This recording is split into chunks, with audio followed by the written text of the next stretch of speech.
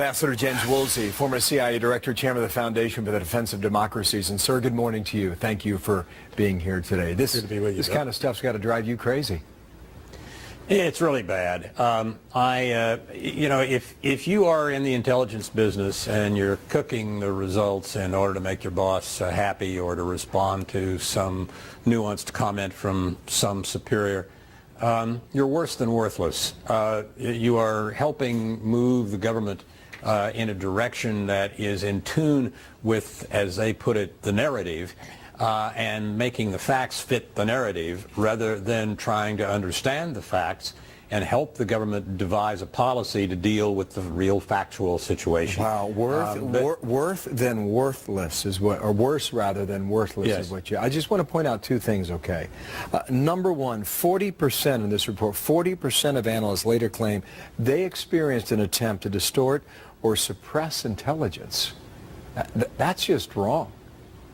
It's bad. I mean, it is something that just has to get fixed. And you start, I think, at the top with the Director of National Intelligence, and on the CIA side with the Director of the CIA, and on the military side with the senior people in DIA and otherwise, and go through and question people about what happened and why this says this and why this says that.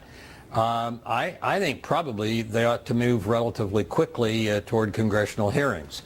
The intelligence committees need to get on top of this in the House and Senate. The people need to understand what has been done, because this is a virus, and if people get used to living with it, it metastasizes, and this is just something that's got to get fixed. Who do you call first to testify? Well, having been general counsel of the Senate Armed Services Committee and done these intelligence matters for the Senate back in ancient times, back in the 70s, I would first get together with the two intelligence committee chairmen and talk through the issue with them and help them decide who they would want to call. Now, there's plenty of room for other investigations, inspector generals, etc.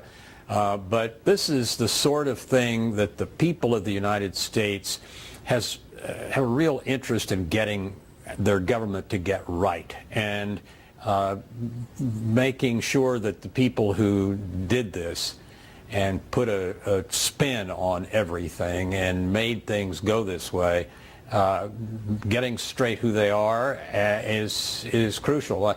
And one thing, can I make sure. just one more point here? And I think this is very important, because what the report suggests is that we were relying on details from our coalition forces and partners rather than our own or more objective intel. And you just can't do that. When you're trying to assess world matters that mean life and death, and do it objectively. Yes, well, it depends on the partner. I mean, I've worked with the Brits over a number of different jobs, and they're great. And it depends on who you're working with. But you can't let your system just respond to winks and nods. It was nearly 1,000 years ago that Henry II got the Archbishop of Canterbury, Thomas à Becket, murdered in the cathedral. And he never gave an order. He just said one day, "Will not someone rid me of this turbulent priest?" The person who went off, the armed men who went off and killed the Archbishop of Canterbury could say, "Well, we were ordered to do it."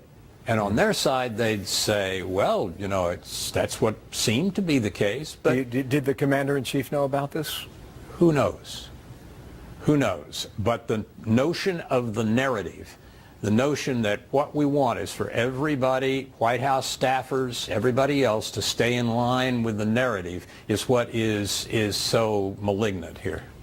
Thank you, Mr. Ambassador. James Woolsey there from Washington, D.C. We'll talk again. Thanks.